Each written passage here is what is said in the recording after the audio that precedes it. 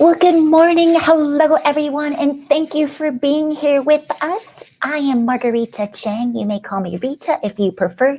I'm a CFP Pro, so that's a Certified Financial Planner Professional, and founder of Blue Ocean Global Wealth. We are so excited that you are joining us this morning for our first workshop. That's workshop number 1, Successful Money Management Strategies for College Students and how to help with financial college costs. So I'm going to introduce our esteemed panelists, and I'm here to remind you that you can type your questions so that we have time to answer them at the end. So we're not going to take them as we go along, but type them and we'll get to everything at the end. So our panelists, we have Jean Natali and Mary Morris. So we'll start with our first panelist, Jean. Jean is a co-founder and CEO of Troutwood, financial technology company, or as we say, fintech company, founded out of the Carnegie Mellon Schwartz Center. He's a chartered financial analyst, board member of the CFA Society of Pittsburgh, a part-time lecturer at University of Pittsburgh, where he teaches personal finance. I think what is so incredible about his biography is he's also an award-winning author and regularly keynotes at conferences. So thank you so much, Jean. We're so excited. And now Mary. Mary is the Chief Executive Officer of Virginia 529, the largest tax advantage program savings in the country, with its Direct Invest 529 and advisor-based College America programs.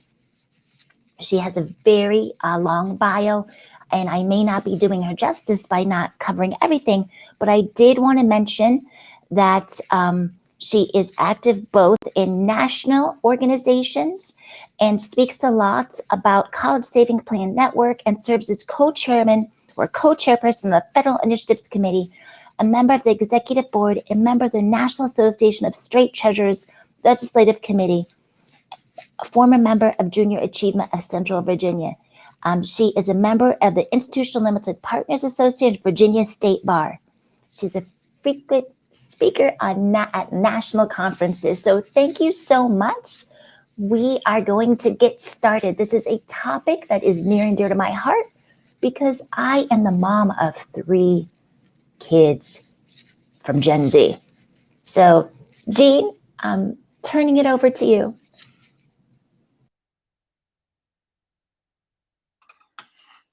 Rita, thank you for that introduction.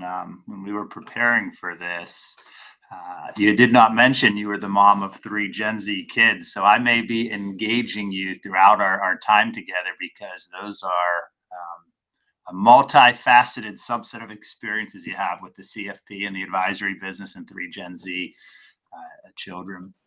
Welcome, everyone. I appreciate the introduction. I appreciate the opportunity to be here, to be speaking with all of you. SFEPD, thank you. Keep up the great work. My name is Jean Natali. I am the CEO of Troutwood.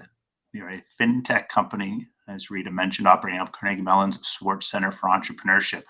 I know the purpose of our time together is on the financial education. Do not be shy asking questions about entrepreneurship. I'm not 100% sure what our audience makeup is live at the moment, but I'm happy to shift and answer questions on that front if there are faculty or students who have an interest in the entrepreneurship track. Mary and I are going to have some fun today. My experience prior to founding Troutwood was working with organizations like the one that Mary is CEO of. And in this case, it's the Virginia 529. I think there's a lot that we can learn as individuals from the experience of these very sophisticated institutional investors. And in lieu of, I'm going to kind of talk about the arena, the investing arena that we as individuals are confronted with. We're going to then, Mary's going to talk about specifically the path that leads to college. And then we're going to blend that and I hope empower. When I give these presentations, I'd like to say we could leave our time together with an institutional quality financial plan. That is the plan that folks like Mary use as the bedrock for their plans. Working through, I'm going to go through some presentation. This is a little bit about me. I'm not sure if we have any Pennsylvania or even Pittsburgh attendees on this session. If so, don't be shy saying hello. I do have a near and dear for the heart for Carnegie Mellon University, but mostly I want to draw your attention to that bottom bullet point. I want to be here with you. I think there's a lot that we can do together. I love to listen to your questions, and I'd love to do my best to at least help point in the right direction. I will warn you, I've been teaching personal finance for 6 years at the University of Pittsburgh. The first word in personal finance is much more difficult than the second, the finance side. The personal is what makes these conversations so much fun. My students at the university, and I just teach a 1 credit, 1 time a semester. We meet every Fridays where we build a working financial plan over the course of the semester. I can tell you that every class I am asked a question by a student where my answer is, I don't know, let's find out. That's the fun part of personal finance. The mission of my organization of Troutwood is to provide individuals with an institutional quality financial plan, the knowledge to use it, and the tools to then be financially independent. 100% of institutions have a plan. 100% of individuals deserve one. When Mary joins us here in a few minutes, after she finishes her presentation, I personally am looking forward to asking her some questions about the plan that the Virginia 529 uses, and then try to correlate that experience with the choices that we as individuals have. Because imagine this world. Imagine the world that is outlined on the screen in front of you. One in which every student in America has not only hope and dreams, which I've seen in every zip code that I've presented, but also independent of wealth, zip code, GPA, college, or career choice, a plan to help chase those dreams. Oh, and Tiffany, I see the slides just changed. Did I hit a button that I shouldn't have? Or are we all set up? There we go. Great. Thank you.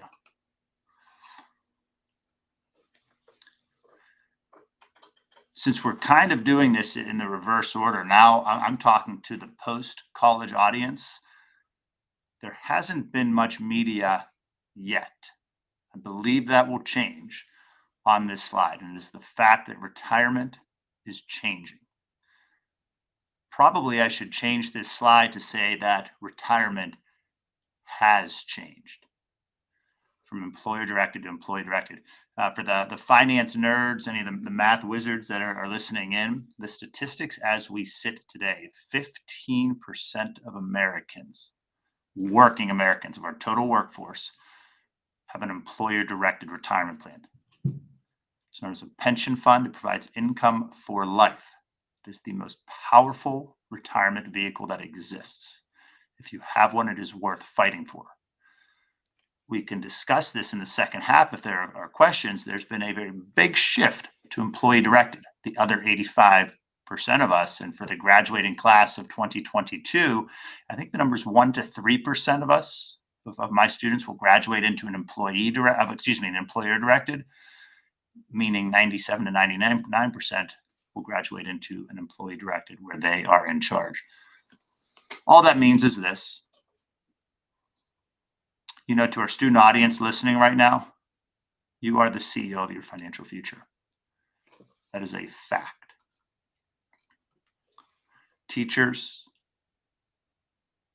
we need to start communicating this to the students in our lives so that they can prepare.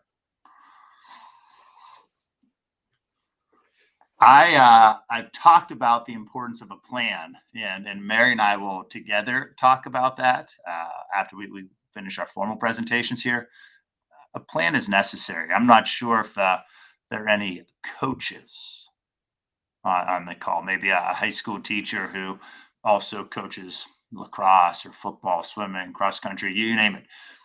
Or let's take the flip side of that, those among us who are an athlete or a club member at some point. The leaders of those organizations show up with a plan. They don't just show up. You know, a Friday night football game, the coach doesn't just show up on Friday and fist bump and say, good luck, get out there, team. They put a plan in place.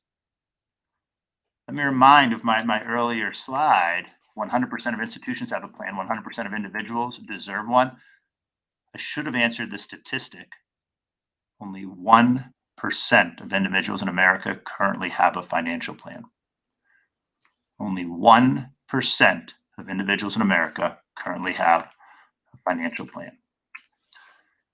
Maybe that in part explains numbers like this, where the median retirement for a 55 to 64-year-old is $120,000, which equates to $1,000 a month for a 15-year retirement span. That's a big deal, particularly in lieu of that changing retirement demographic if you do not have a pension fund to supplement that. So it's a conversation we want to start having. And in lieu of our class of CEOs that have joined us today, the students are going to be running their financial future. It's not going to be easy. The competition for your paycheck has never been more intense. My grandfather was a fisherman. To spend money, he had to physically take vacation time, walk into a bait store, and hand over cash, dollar bills. Today, we could take a fishing trip and open a credit card on the drive to the lake, spend it all and more before we even get there. Paired with the accessibility of currency is the competition, the algorithms for our paycheck. I'll simplify what I mean by that statement. I drive a Ford truck, but Toyota knows that I Google and search for the Toyota Tacoma. It's a truck that I'm interested in. Toyota's algorithms remind me in the ad feeds in my browser that I have a curiosity in the Tacoma. Why? They're hoping I purchase a truck. Netflix, Amazon, Apple, you name it. They're all doing the same thing. This is I don't ever like to say, like, point to a problem and say there's no solution. The great part about this conversation, easy solution. Save first. Everyone listening, write it down. Save first. We built the Trowwood app entirely around that philosophy. Think of it almost like the input versus output conversation. We care, I care, only that you're meeting your savings goals. If you like coffee and want to get a second cup, go do it. If you want to binge Netflix, go do it. If you want to take a vacation to a special place, go do it. But have a plan to ensure that you can afford it. As you're navigating this financial arena, this is a story that the media has caught on to. I don't have a strong opinion on the gamification of our finance education. I think it is very valuable in the classroom, a great way to learn. I think the jury is still out on the gamification of real money, particularly if I insert the term long-term investor. If your goal as the CEO of your financial future is to be a long-term investor, the gamification isn't a great fit. It can be disruptive to a long-term plan. When Mary comes on, we can ask her what kind of gamification the Virginia 529 uses. I'm going to guess the answer is zero. We have a long-term philosophy. We've got a long-term plan. We stick with it, and we've made a lot of money over the years doing that. I don't want to speak for her, so we'll push that and see. I think this is a challenge in terms of the arena. And what I'm trying to do for everyone listening is very quickly help you understand the arena that you will be graduating into, or that your students, that Rita's 3 Gen Z students, will be graduating into and navigating with that goal of navigating it successfully in financial terms. This is one I don't have a solution for, but it's real. My team at Trotwood spends a lot of time looking at the size 5 disclosures and a lot of the kind of the YouTube personalities that have a great number of followers. We do the same with a lot of the investing applications that exist. In simple terms, if you or I take investment advice from our dentist, it's not our dentist's fault, right? That's kind of maybe an extreme example. It's the same if you take advice from someone on YouTube who's good with the camera. Rita in her introduction said something really important. She's their CFP. It's a big deal. When I hear that word, immediately I think trust. Why do I think trust when Rita said CFP? Because it told me that she cared enough about her clients to enhance her knowledge to be better on their behalf. That's a big deal. Those are the kind of attributes that I believe individuals should look for, not the social media non-expert platform.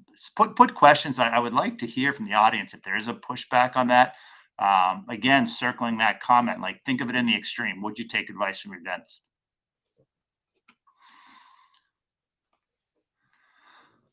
I love this conversation. I encourage questions at the end, exactly on things like crypto, on GameStop. We had a ton of fun in this spring semester talking about both. I don't know what the future holds for crypto. It's not a future story. It's a today story. It's real. It will be here for a long time. It's disruptive. There's a great deal of positive that comes from it. There are thousands of cryptocurrencies as we sit today.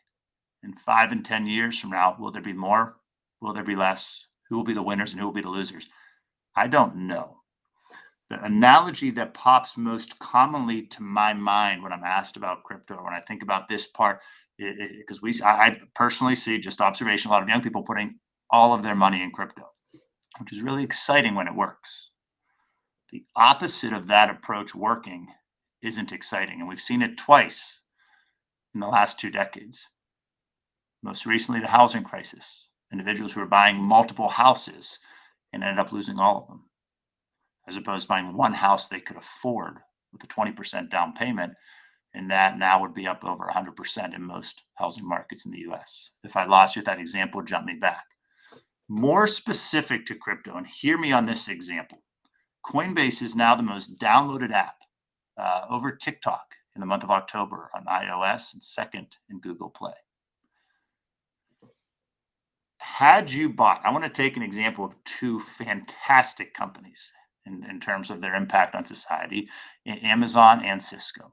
And I understand there could be pushback on those 2 big technology companies for various reasons. Hear me on the example, talking just investment terms.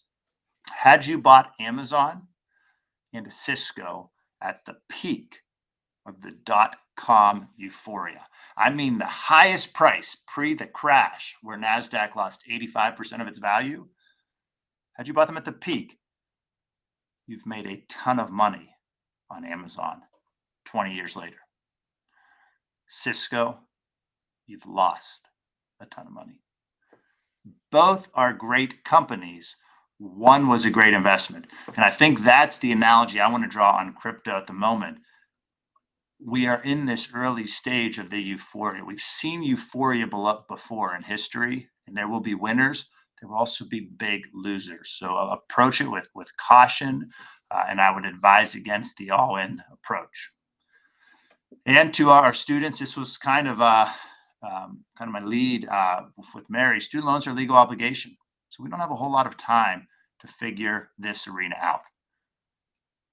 The good news is age is an opportunity, a powerful opportunity. Knowledge can be attained, it's available, and investing is a long-term relationship.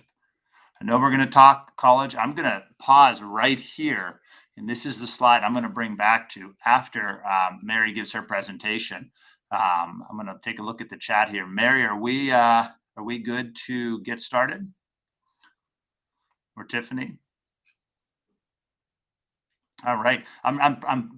Rita. I'm not sure if I turn it back over to Rita or to Mary or to Tiffany at this point, but I'm going to pause for the transition to Mary, who I had the pleasure of meeting last week, and I'm just very excited to hear her presentation.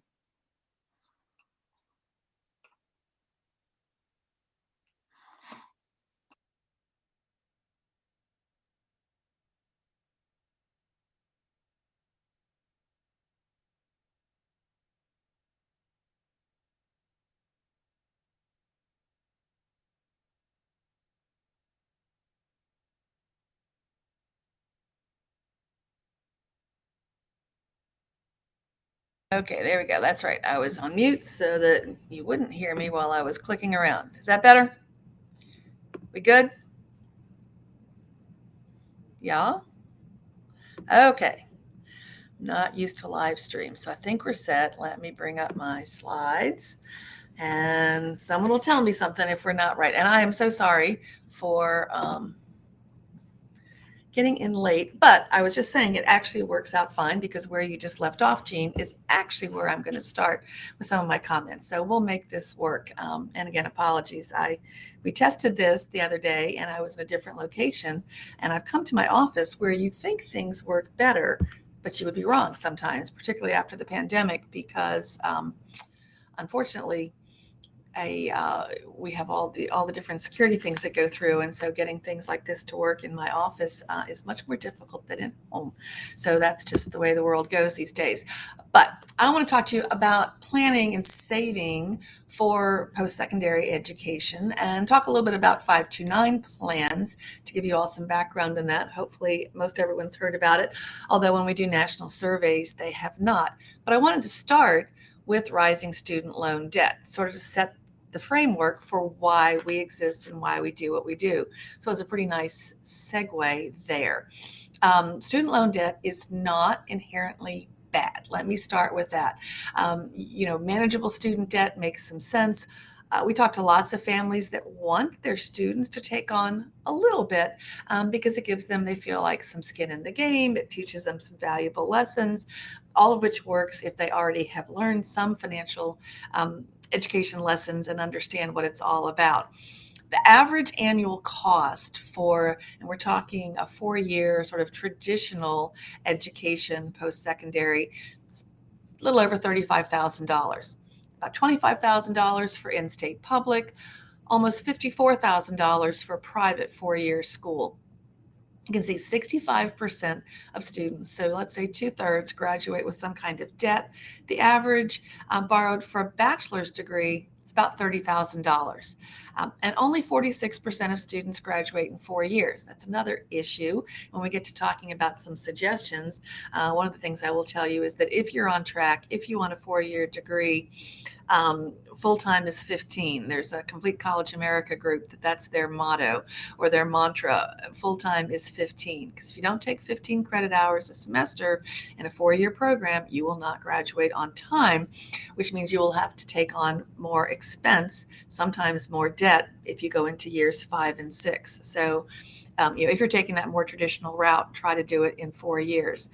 Tuition rates have been growing about 6.8% annually. That's moderated a little bit during the pandemic. That data point's a little bit dated, but you can see what's happened to student loan debt balances since just the early 2000s.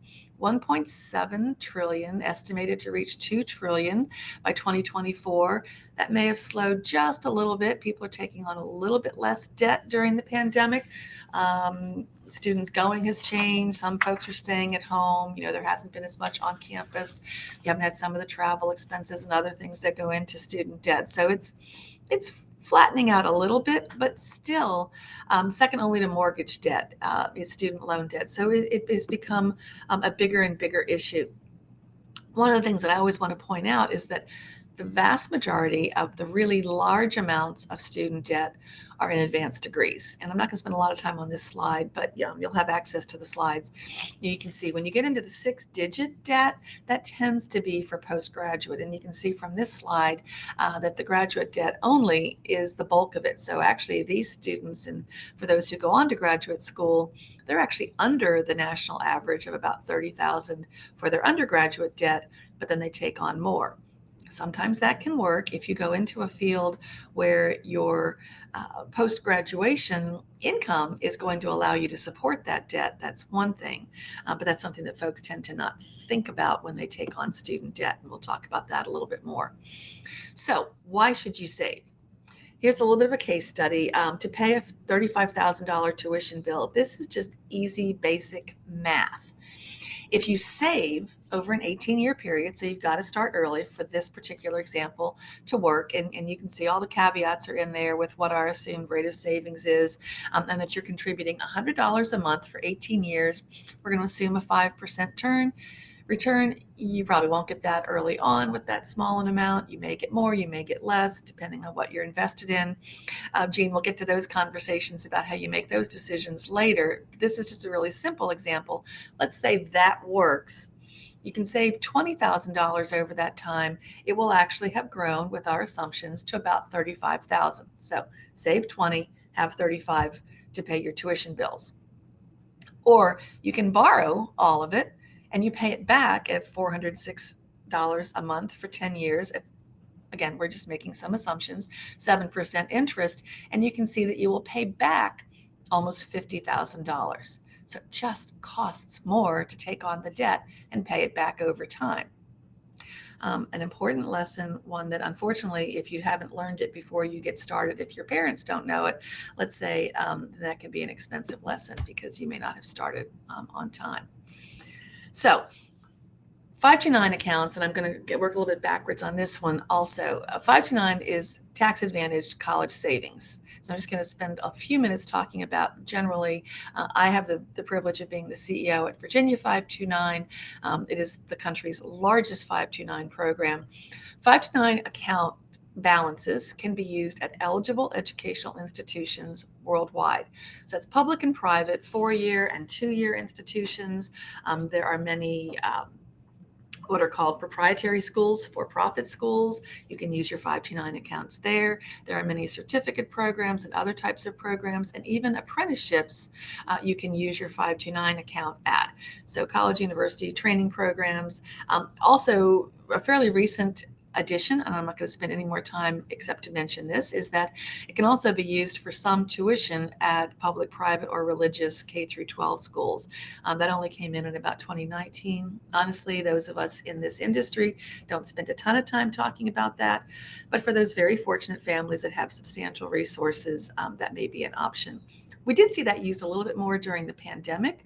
Some families that wanted their kids to continue to have in-person instruction would tap into their 529 accounts at some level to cover the costs of private education for their kids during the pandemic, keeping them on track, and then hopefully they can refill the balances in their 529 accounts as they go forward. And then you can use a 529 account for qualified higher education expenses. Pretty much everything that you need for post-secondary education except the travel piece. So if you're going from New York to California and you're going to fly a couple of times, you can't use your 529 account for that. But you may use it for tuition, fees, room and board, textbooks, computers and equipment, special needs services. So a student with a disability, if you need tutoring services, if you need special technology services, you can use your 529 account for that. You can use it for computers. And again, there is a limited provision to use a 529 account now to pay back student loans. There's a maximum of $10,000 in student loans for any student, and that is a lifetime exception, but that is something that was added in recent years to be able to do that. So just something to keep in mind. Again, some families, if you don't have everything saved, you may want to take on a little bit of student debt, see if you have enough 529, see if your work study, see if you can use present income, and then if you have a little bit of money left in your 529 account when the education is finished, you can quickly pay it off before the repayment time even starts. Maybe you can even avoid any interest costs on that student loan, and that can be a way to sort of manage your resources over a 4-year period. So we see a lot of folks do that. Mary, it's Rita. I wanted to ask if you could share your slides. Are they not showing? No, they're not showing. So I didn't want to interrupt you, but I felt like it would be good Oh, to I'm just glad you pause did. here. so that our attendees can see Sure. what you are presenting. Well, it said I was sharing the screen. I think I flipped over onto. So I'm going to ask our friends at the Society for Financial Education Professional Development. Tiffany, would you be so kind as to provide some guidance as to how Mary can get those slides on the screen? Whoever has been running this, it said you can share the slides now, and I thought I was sharing. So I think it's because I'm on two screens so that I could see. So let me get rid of one. I'm going to do that and see if that flips me back over. I'm so sorry. And I'll flip through the slides that I've been talking about. That must be distracting to I'm not sure what you've been seeing, but that's the problem with live stream. Let me give it a shot here. Okay. All right. Let's see. If I do this and this. Share screen. Well, let's see. All right. All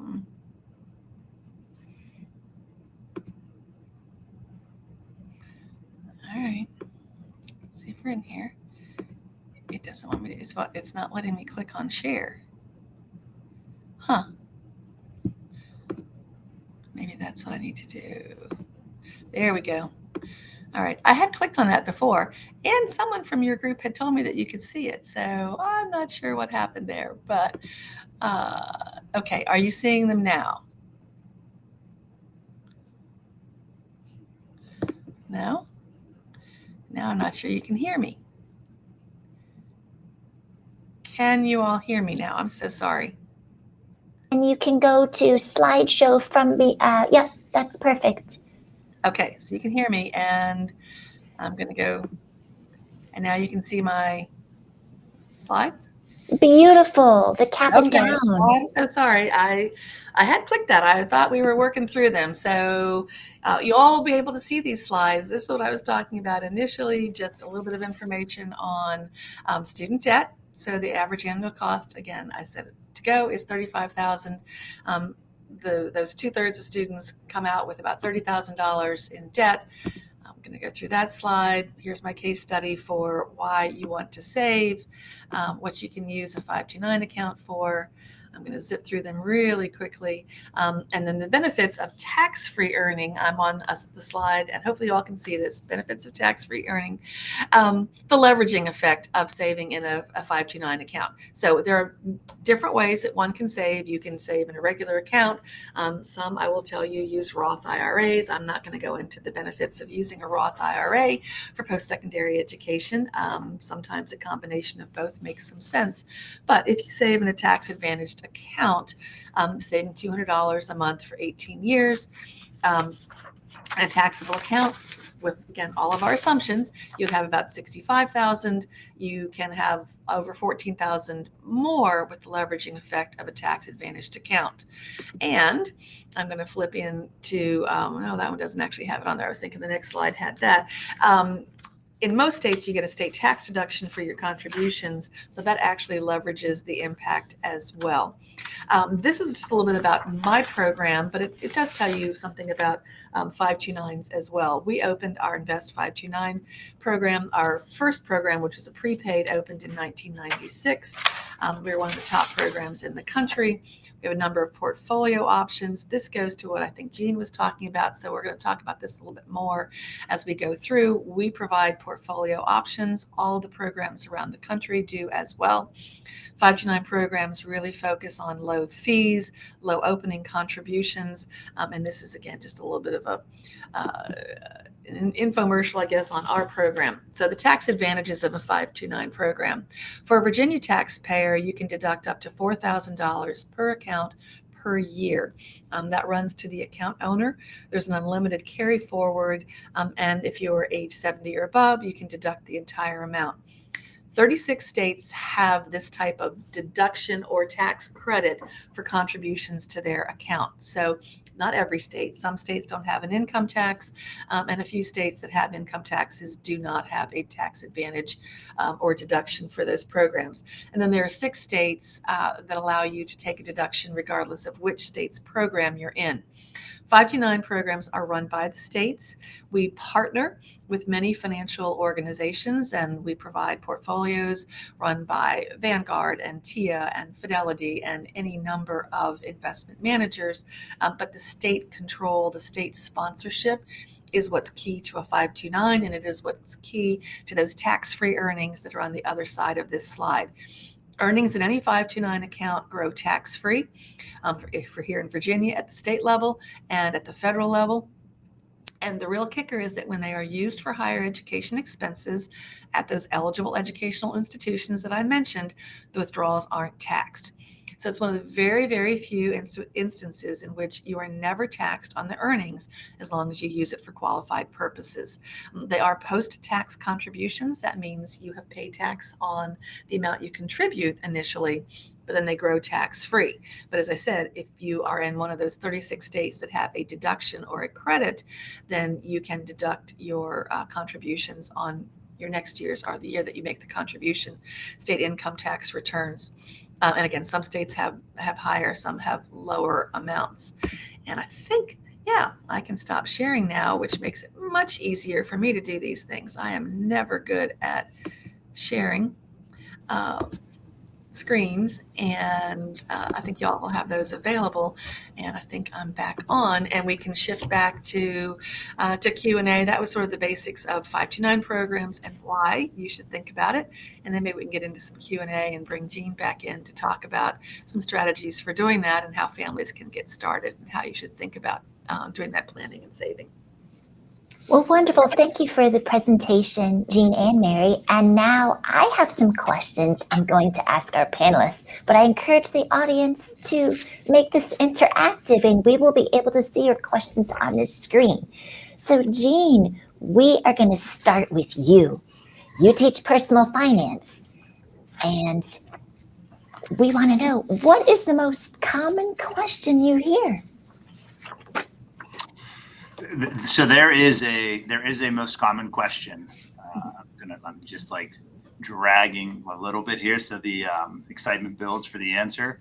Or the most common concern. And I'm curious. Please in the chat just say if you're surprised or not surprised when I give this answer, because it is like meaningfully the number one question I get. Jean, should I contribute to my 401k or pay off my student loans? Number one by a multiplier. And I mostly teach seniors and they're cross-discipline. So I do not just have business and finance majors. I have students from pre-med, engineering, speech pathology, you name it. Should I contribute to my 401k or, that is the key word, or my student loans? Because it's not an either or decision. And they're approaching it as if it is. And there is a giant opportunity cost if we delay paying off our 401k because of the fear associated with student loans. So I love that they have the courage to ask that question because it lets me answer that. No. It's a both. Contribute at least the minimum to receive the maximum company match while paying off your student loans. No, I love that. And as mentioned, I'm a mom of 3 Gen Z. So my eldest daughter said to me, Mom, why would I want to work anywhere that is not going to save for my retirement? What's up with that? You mean I got to wait a year? Forget that. I'm not working there. So folks who are listening, this is how Gen Z thinks. Yeah. Well, Rita, spot on. If I can interject there, yes. It is a growing, it's still not mainstream, but a growing benefit. And there are those employers, smart employers, who offer the opportunity. They will do their 401k match to new employees in particular, or anybody, I guess, who is paying off student debt. So whatever you're paying on your student debt, they will actually put that match into your 401k plan. So you're saving for retirement while you're paying off your student loans. I think that is a brilliant option.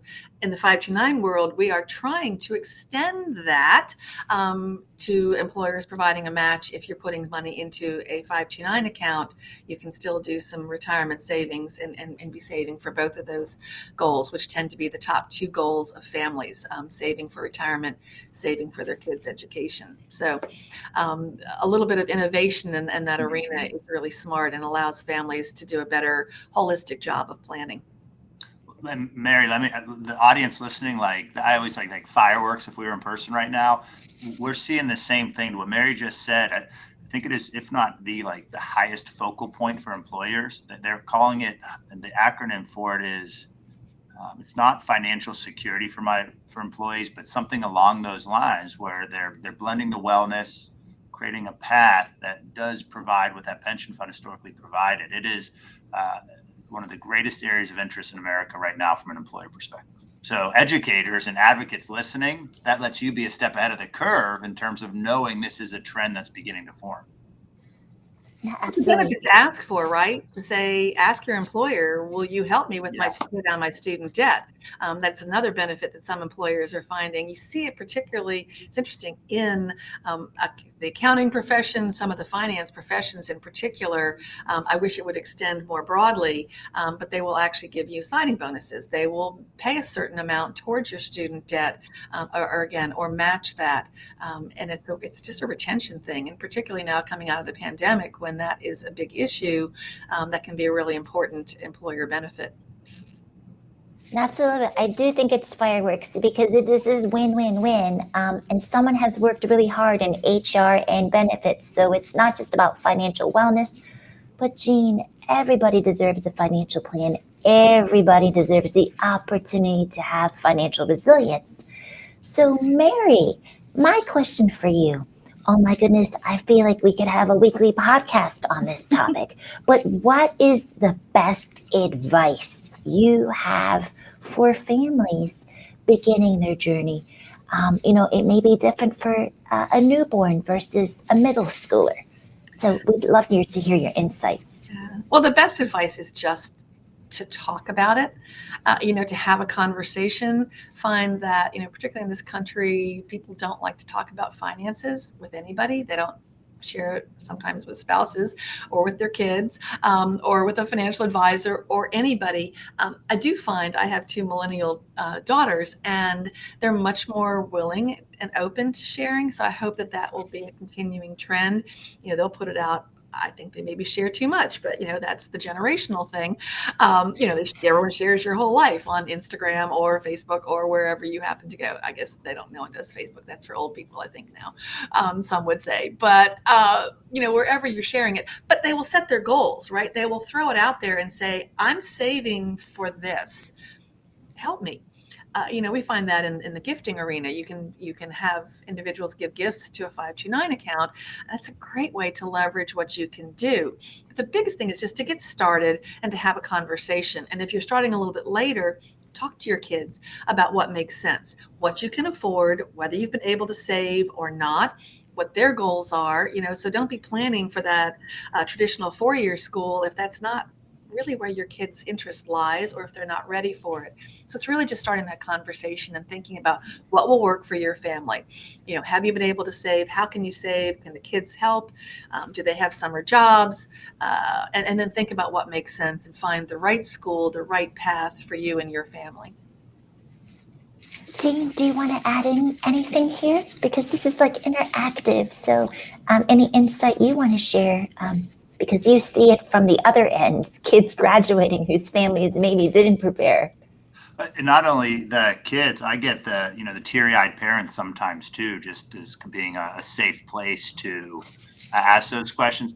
I see in the chat that Thomas had responded to the question, and Thomas, I think you had responded to my question about the student loans versus 401k. I love that answer.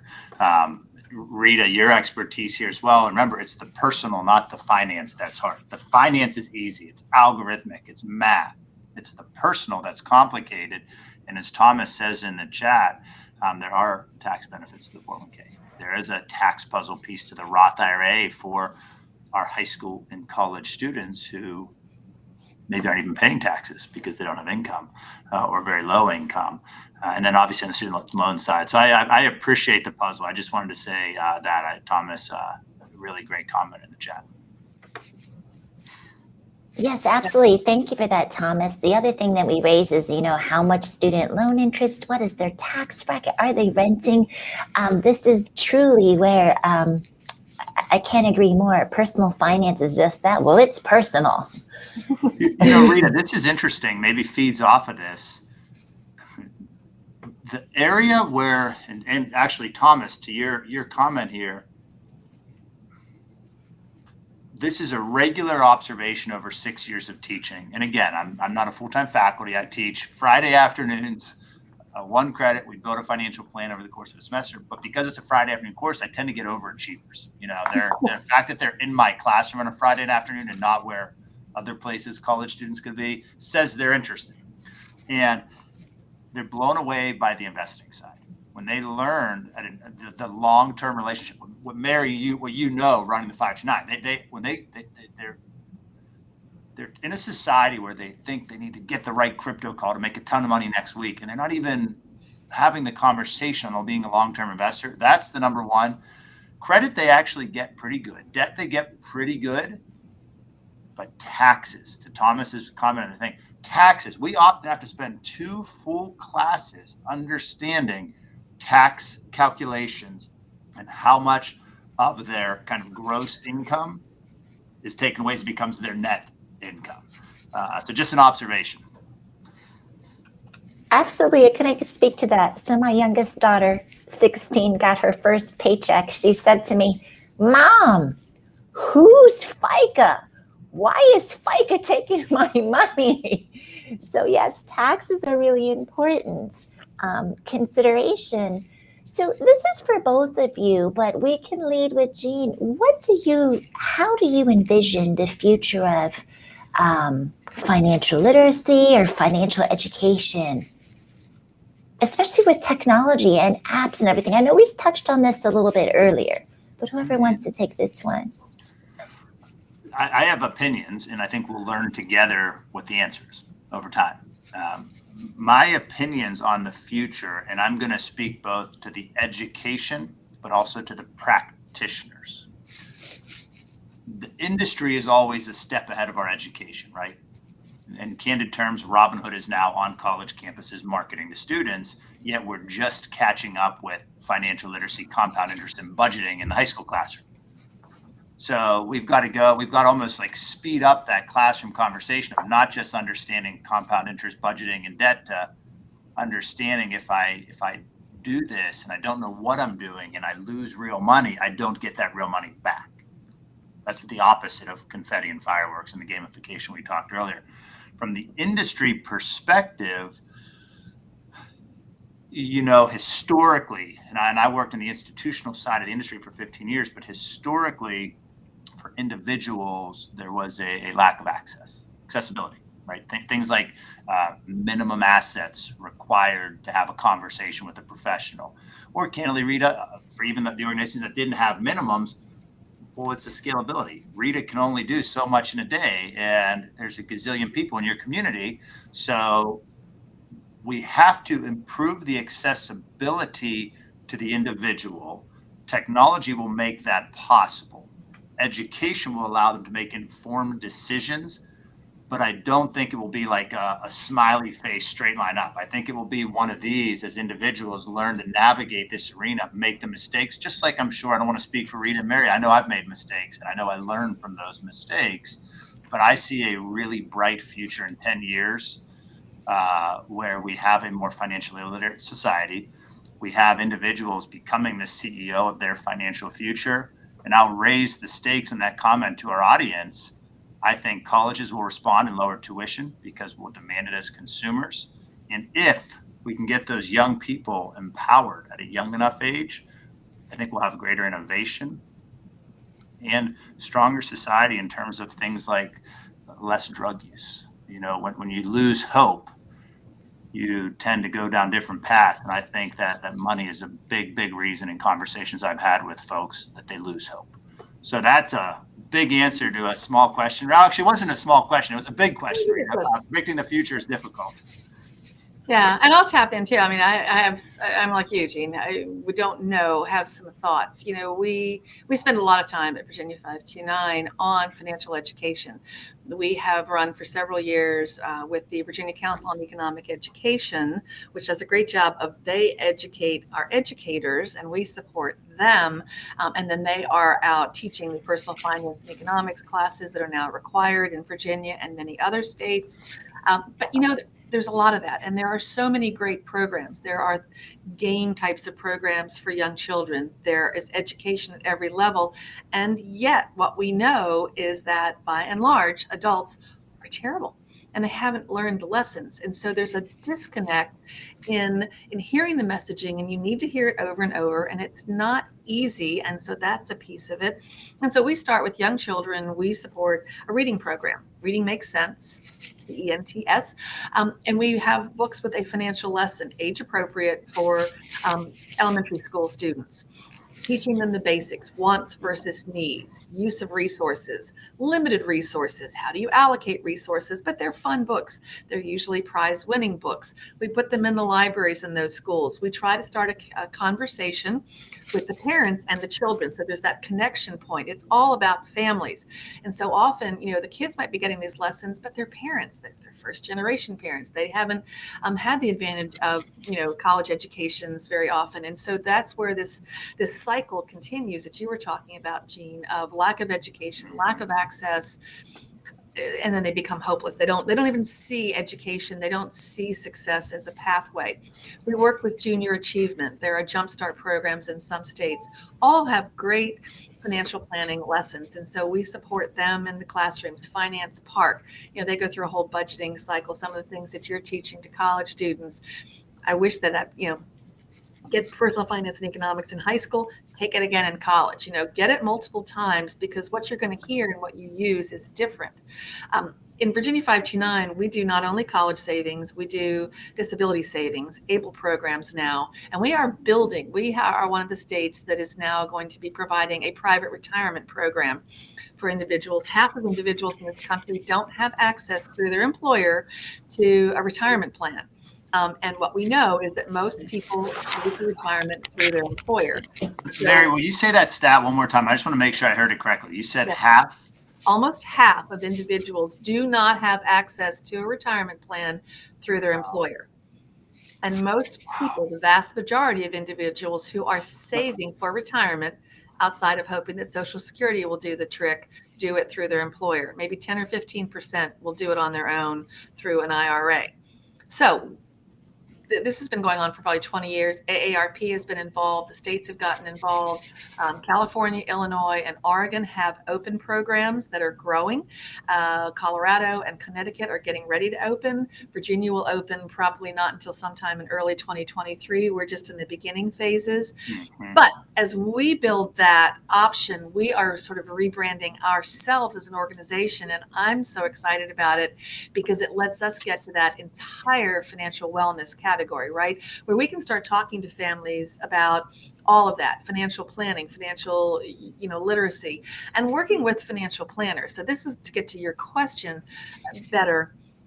What we find also when we have folks call into our call center, they don't know what a beneficiary is. They don't actually understand, credit versus debit. When you talk about investing, fixed income versus equities, volatility, risk, those are concepts that they don't really have a good feel for, and yet they think they do. Or again, I would say younger individuals think, oh, I'm going to go on Google, I'm going to read a little bit about this, and I'm going to start investing with Robinhood, and they could get in trouble. And we've heard some of those stories over the last year. I think these platforms are great. FinTech is great, but there's got to be something that's rooting it and pulling it all together. So I hope that the future of financial education is some kind of combination. Take advantage of the technology, take advantage of gamification, take advantage of everything you can, but put a human element into it and make it easier and less expensive to have access to individuals like Gene, other financial advisors who can give you some of those lessons, who can help guide you through, some of the things that you're getting online so that you understand and make good decisions. Again, it's about conversations. It's about making sure that you have the understanding as you move forward to make good decisions with your financial health. Rita, can I ask Mary a question? Because Of course you can. Mary, when you gave those stats on the accessibility of retirement plans, that kind of supports that comment of the industry is ahead of the education right now. Part of it was we grew up in a world where you had pension funds and Social Security, so moms and dads didn't have to have the conversation with kids because they had financial security for life. So to everyone listening, that's this big piece that many of our students no longer have. Yeah, I still Mary- have one, and I'm really fortunate. I work for the state, so we have a retirement plan. We have a defined benefit retirement plan, which means, basically I work, however long I work, you get your number of years in, whatever your ending salary is, your last 3 years, I'm going to have a benefit based on that until I die. And I can take a piece of that and leave it for my spouse. There are a lot of things that you can do, but I have had the benefit of not having to save everything. And we also have in the state system, there are 457 plans similar to a 401k. So you can also save on your own because that defined benefit plan doesn't cover everything, but you also can tap into Social Security. But again, there's so many lessons when you get into that. Just again, probably the folks you're talking to, Jean, waiting to take Social Security as long as you possibly can is a huge leveraging strategy for your financial well-being as a senior, right? For those that say, if you have to, and again, it tends to be those who are, not working in the professions, but maybe are working in jobs where it's harder to keep working past 62 or 65. And so they feel like they don't have an option. But if they've saved even a little bit in a retirement plan, maybe you tap into that first so that you can wait until you're 65, 68, 70 to start taking Social Security, because your monthly benefit is as much as a third more the longer you wait. And that can be really important because that's guaranteed money coming in every month, and you don't have to have saved for it and figure out how to make it work as you pay it out. So again, so many lessons. And again, you can get that from fintech, you can get that from going online and reading things, but honestly, there's a human element that I think is really, really important. And finding the best way to sort of pull those two together is going to be our challenge for the future. I agree, Mary. I'm going to put Mary on the spot with my question, Rita, but I'm going to do a screen share that gets us back to it, if that's okay. I just want to bring a slide up. This is how I define wealth, not a dollar amount. It's the young people in our lives having enough money to spend time with people they enjoy in places they love. What if we simplify the conversation to that, not fancy cars and who knows? And to help them get there, we have to, I believe, learn from organizations like the one Mary works with, because what I'm showing is a slide. This is from JP Morgan's Market Guide. It shows the orange is the average individual, and Mary, your VA 529 is way north of that. And my question that I wanted to ask is, you don't know what the market's going to do next year, and you're not trading daily like some individuals do. You are looking at these 10-year numbers that are so strong, and you're managing to that. I don't want to put words in your mouth. Is that a fair analogy, though? Absolutely. So, we are particularly fortunate in Virginia. We're one of the few remaining states. We have a defined benefit 529 program, as well as, let's call it, a defined contribution plan. So, defined contribution is more like a 401k. Our defined benefit plan is more like a pension fund. And so in the defined benefit space, we have to solve for future tuition inflation, and we have to know what our long-term rate of return is going to be, because we're promising to take your money today and pay out college tuition in the future, 18 to 20, even as far as 30 years, probably you can push it out. So we have to have that long-term view. Our assumed long-term return right now, we just took it down from 575 to 5.5. 5.5%, not what everyone thinks. And a lot of times, again, and this is what I say with fintech, or sometimes if you go on to some financial sites, they're unrealistic. They'll start plotting, and their default return assumption, let's say 9%. Well, that just ain't going to happen. not over the long term. Well, sometimes, yeah, our return in this pension fund last year, or in our defined benefit program, was over 23%. It was a great year. We've had several great years. I think that's another caution, I guess, to particularly younger investors. We're in year 13, year 13 of a bull market. Extraordinary, right? Unprecedented. That worm is going to turn one of these days, and I don't know when. I thought it would happen a couple of years ago, and it hasn't yet, but it will happen. There is going to, the piper will be paid, things will turn around, and those returns aren't realistic. And our investment consultant, and we work with Mercer, which is one of the largest in the world, investment consultant, along with a very talented investment advisory committee that probably across the 10 members has hundreds of years of experience in investing, and our internal investment team look at all of that. And now we have to be a little bit conservative because we have that state fiduciary responsibility that we're saying we're going to be able to pay this out to our constituents in the future. So it behooves us to be conservative, but that's true for individuals as well, because no one's going to give you more money if you don't get it right. So be a little bit conservative in what you think your long-term return will be. And then, yes, I think what your point was going to be is generally don't put everything into a volatile equity fund, stock. Particularly don't just do it into a stock. Use a mutual fund. Sort of spread your risk and come up with some kind of a balanced portfolio. And again, that's where the financial education comes in.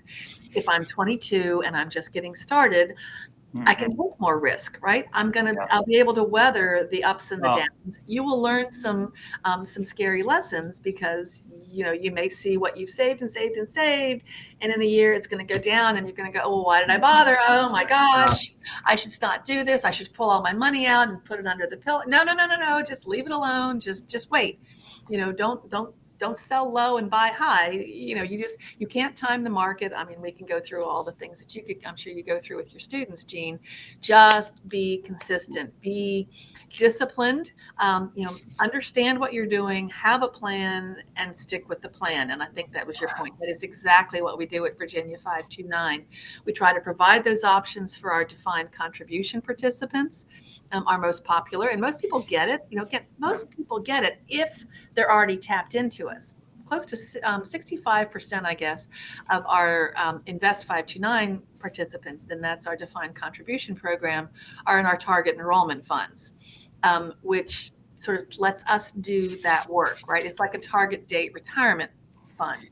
You come in when you're younger, or here, if you have an infant and you start planning early, it's going to be almost 100% equity investments. Still a blend of more and less volatile equities, but mostly equities. Over time, and for us it's every 3 years, but it actually shifts a little bit every year, you move towards more conservative investments so that by the time you need the money, it's less volatile. You have less risk of losing what you've saved over time. Because once you're approaching using it for college, in our instance, or using it for retirement, and knowing that you have to make it last for that period of retirement, which is longer, thank goodness, for most of us now. When Social Security started, you maybe had, 5 or 10 years.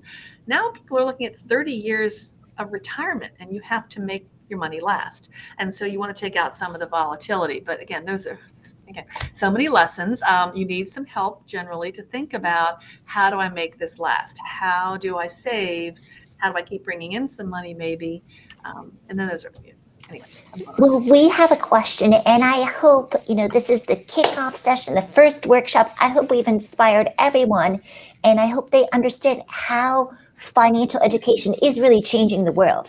So our question, whoever wants to take this, should 529 be set up as the parent, as the owner, or the student? What are the pros and cons?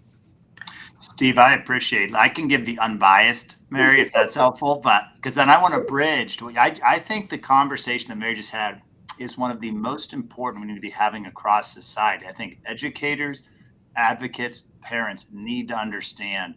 And I do want to say to the audience, it's very rare to have access to individuals like Mary. So let's maximize this.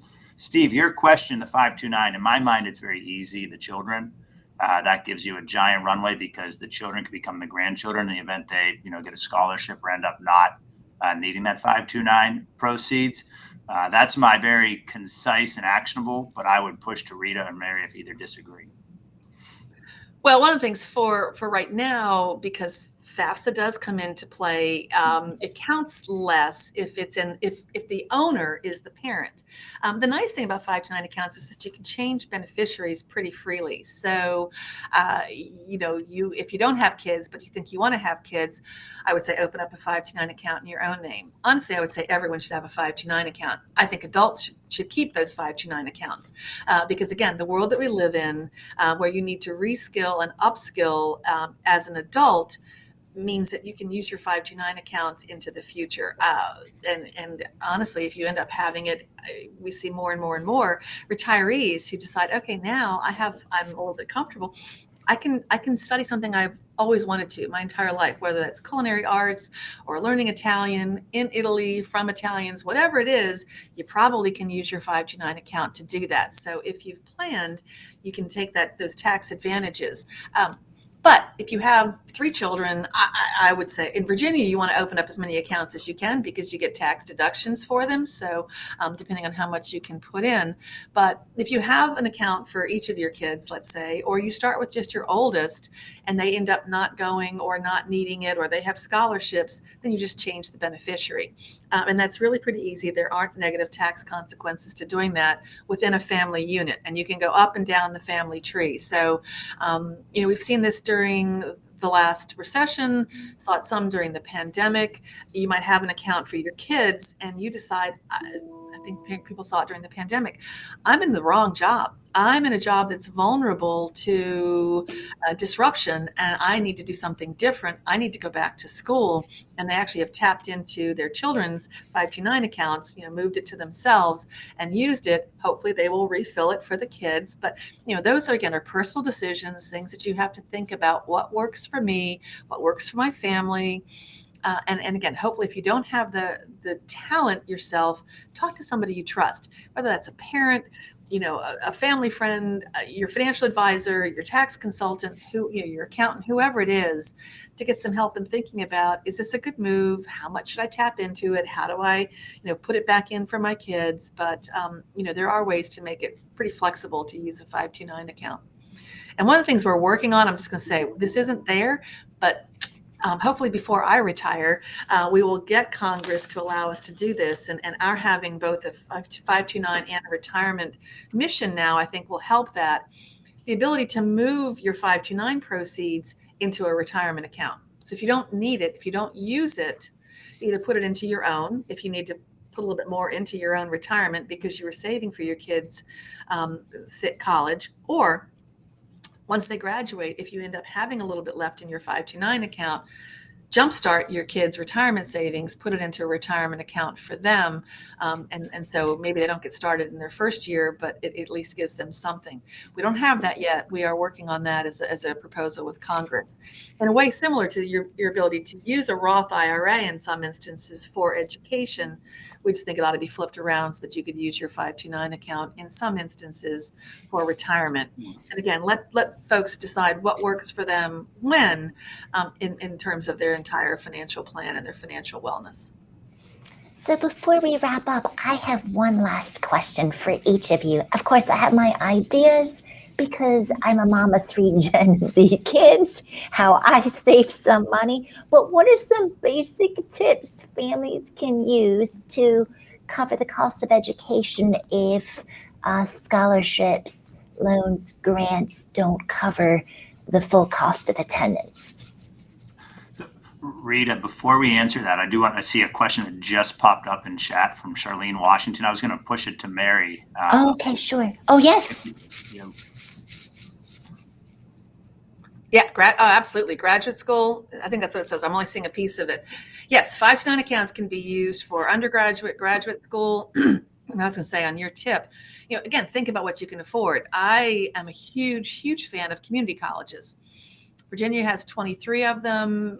Pretty much everybody is within 50 miles of a community college. So if you haven't saved enough, if you're not going to get that financial aid, start at the community college, get some of those, the gut courses, the ones that they're going to have 500 kids in the classroom or whatever, and use an adjunct professor, whatever. take those at the much less expensive community college. You can save a third to a half of your costs by starting at the community college. So that's one tip. But you can use your 529 account from there all the way through grad school. Absolutely. Can I, sorry, I started choking on my coffee there. I didn't want to interrupt that great answer, Mary. Rita, I want to try, I can summarize your last question. Sure. I'm going to do a very quick screen share to help emphasize how important I think this is, because the emphasis tends to be on individuals short term. And Mary's answer on the allocation of the VA 529 plan is really something that Charlene, Steve, that's a great model if you're thinking 529s for your own children or to teach around it, because that has, from birth to college, an 18-year investment time horizon. What I want, and this is this importance of a plan. VA 529 has an investment policy statement that is so important, they put a board of trustees around it who protect the plan and empower the staff, consultants, and managers. We as individuals just get the trading app and a fist bump and the confetti. That plan, I think the context I want to provide around what Mary said, because if we also are teaching around that concept of a pension, the pension allocation has a dual purpose. Retirees who need income and young workers who are years away from retirement. If you are teaching this to students, I would push back a little, Mary, on that diversification, because if I'm 22 and I have a 43 to 50-year career ahead of me, I want to be taking risk at the age of 22. I don't want to be looking at that 5% in fixed income. I don't disagree with you. Yes. And most target date funds, I don't know that they have anything allocated to fixed income in those early years, but they don't. I honest to goodness just believe it is the most important conversation. Some of your earlier statistics empower that. So have a plan is in my opinion the way to do it. And Rita, I had just some fun slides as how can that happen? This is now all possible, right? If you want to be a firefighter in Chicago, Illinois, build a plan. If you want to be a software engineer in San Francisco, build a plan. If you want to be a chef in New York, build a plan. If you want to be a steelworker in Pittsburgh, build a plan. A nurse in Boise, build a plan. That to me is what's so exciting about this conversation. Mary, I was just thrilled to have this opportunity because of your experiences. And this was just so much fun. Well, I thank you agree. so And I much. absolutely could not agree with you more. I mean, having a plan, setting that plan, that's one of the things that honestly, I would like to see us do more. And as we sort of build out what we're doing is to help with that goal setting, right? Because what we also know is people like to see where they're going on that trajectory. And that's something we don't have within our app or within our materials. You can see where you're going if you look at your portfolio performance, but to set the goal and see how you're coming along towards it, I think is really important. Right. Well, thank you, Jean and Mary, and thank you to the Society for Financial Education Professional Development, Ted and his amazing team. We hope that you'll enjoy the rest of the conference, and thank you to our panelists. Give them a round of applause. Thank you. Thank you, everyone. Thank you, Rita. Thank you, Mary. This was a lot of fun. Thank you. Nice talking to you. Best, everyone. Take care.